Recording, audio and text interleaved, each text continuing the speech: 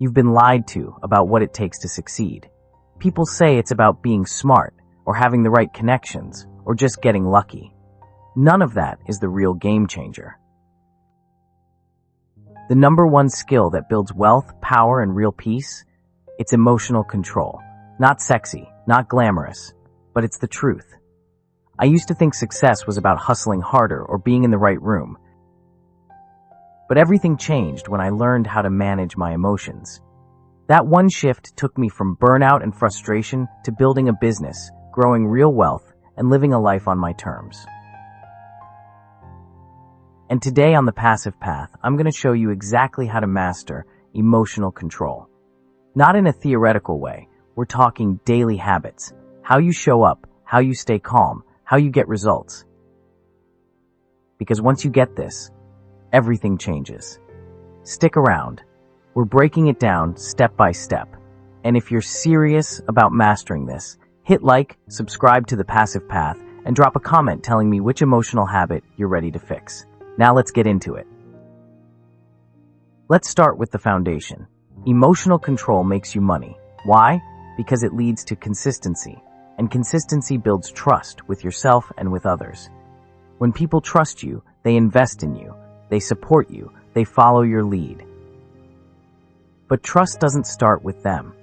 It starts with you. If you don't show up for your own goals, why should anyone else believe in you? Think about it. You say you want to save money, but one bad day and you're impulse shopping online. You plan to hit the gym, but you're tired, so you hit snooze instead.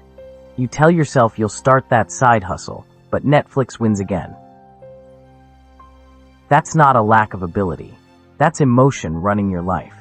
Here's the truth. Motivation is emotional, but consistency is a choice. You don't need to feel like it. You need to do it anyway. That's how trust is built, by following through, especially when it's hard. Here's a quick example. Let's say you're trying to lose weight. One part of you says, I want abs. The other part says, this couch is comfy and pizza sounds good. Who wins? The answer is always the one you listen to more often. Emotion says, let's take today off. Discipline says, show up anyway. If you keep choosing discipline, guess what? That consistency creates confidence. And confidence, that's money. Because confident people sell better. They lead better. They attract better.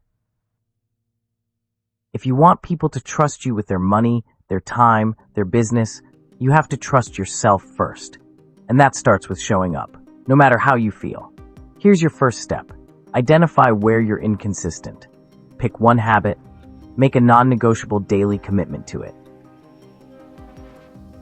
It doesn't need to be big.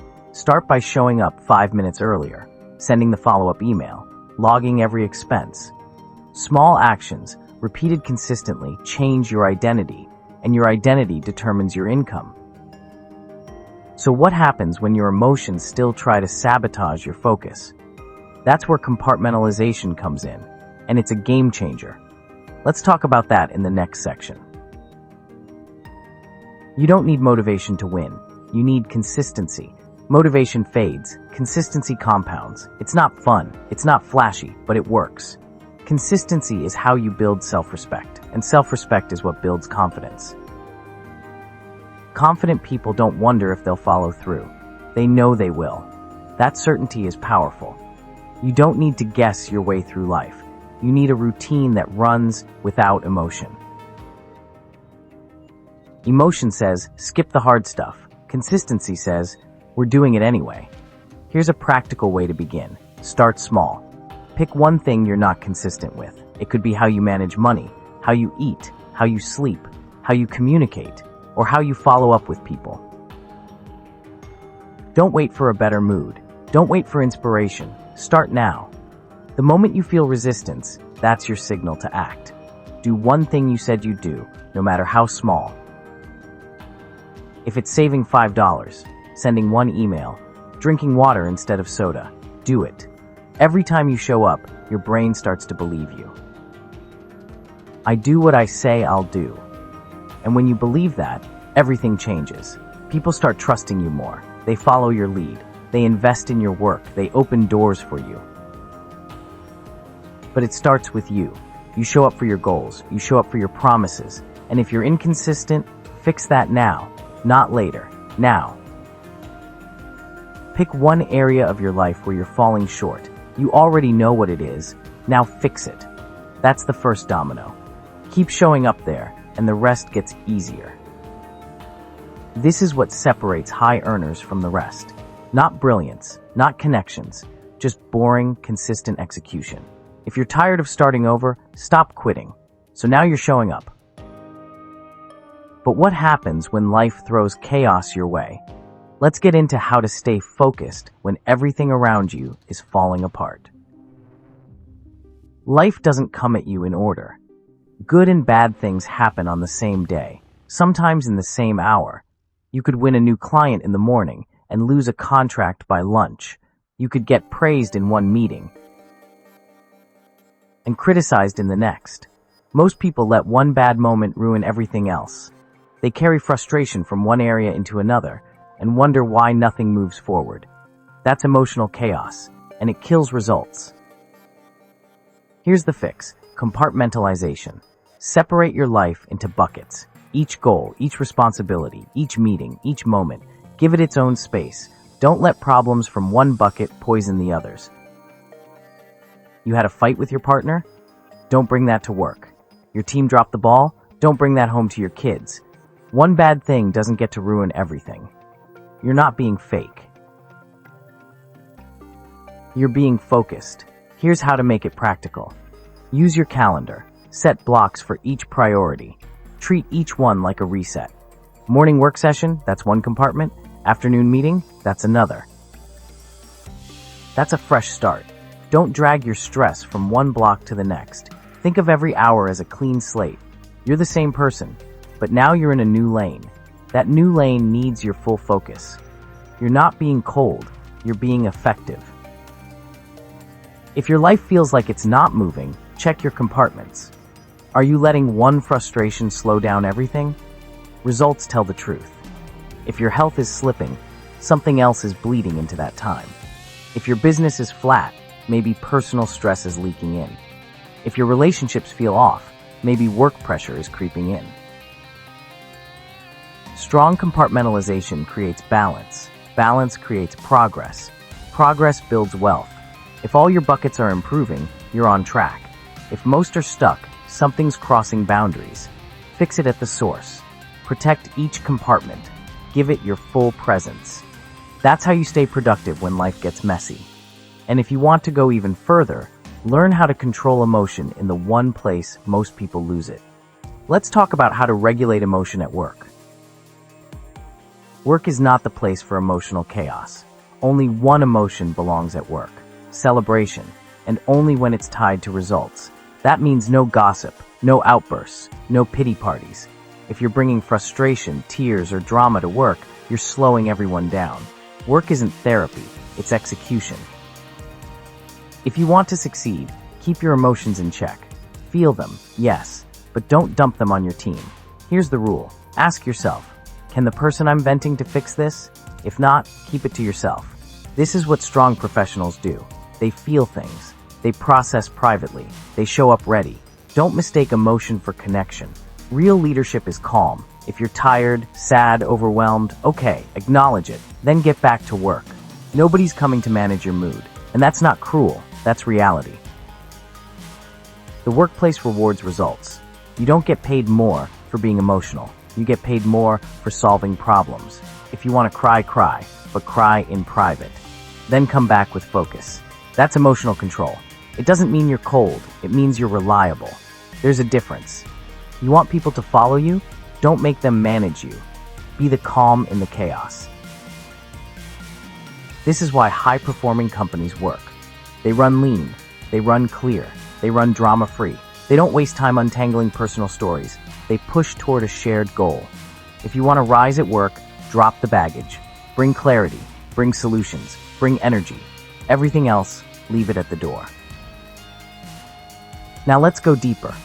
How you speak at work can make or break your credibility. Even if you don't realize it, your words shape how people see you. Every sentence you speak builds or breaks trust. One simple habit ruins credibility fast. Starting sentences with I feel or I think. It sounds uncertain. It sounds soft. It signals calmly. You're not hiding the issue. You're protecting the team. Nobody wants to be stuck in your relationship tension. One moment of public drama can cost you long-term respect. Here's what works. If something happens that frustrates you, take note. Finish the meeting. Pull the person aside. Handle it one-on-one. No drama, no sides, no tension for your team to absorb. That's how strong leaders operate. You don't ignore problems. You solve them without making others uncomfortable. And here's something else to remember. People may think you have an advantage working with your spouse or family. Let them think that. Your job is not to prove fairness. Your job is to lead well. Yes, your situation is unique. So is everyone else's. What matters is how you show up. Stay professional. Make strong decisions. Align in private. Show unity in public. This protects the business. It protects your people. It protects your peace. You chose to work with family, so choose to do it with maturity. You don't need to hide your connection. You just need to lead with consistency. That's how you earn respect, even when people assume otherwise. But no matter how well you lead, there will always be people who doubt you. Now let's talk about how to deal with labels, stereotypes, and judgment. People will doubt you. They'll label you. They'll underestimate you. You don't have to fight that. You just have to outwork it. You don't control how people see you. You control what you build. The way people think about you doesn't matter. The results you produce do. You might be judged by how you look, by your age, by your background, by your relationship. None of that pays your bills, but results do. There was a time when the biggest thing holding me back wasn't a real obstacle. It was my own assumption. I believed everyone thought I was a gold digger. I assumed people thought I was just a pretty face. I believed the story that I didn't earn my place. That belief slowed me down more than anything else. Not because it was true, but because I let it shape my actions. When you assume the worst about what others think, you start playing small. You avoid risks, you shrink your goals. That's the real danger. Here's the fix. Focus on what you're building, not on how you're being perceived. You're not here to convince anyone. You're here to create results. You want to be respected? Build something real. You want to be taken seriously? Take your mission seriously. When you're producing results, labels fall off. You become undeniable. You become trusted. You become effective. And that's what matters. Let people think what they want. They don't know your full story. They never will. But your work will speak for you. And when your work gets loud enough, no one will question who built it. Emotional control is not just a mindset. It's the foundation for building wealth, earning respect, and leading with confidence. Master this skill and watch every area of your life improve. If you found value in this video, make sure to like, subscribe to The Passive Path, and leave a comment sharing which emotional habit you're working on today. See you in the next video.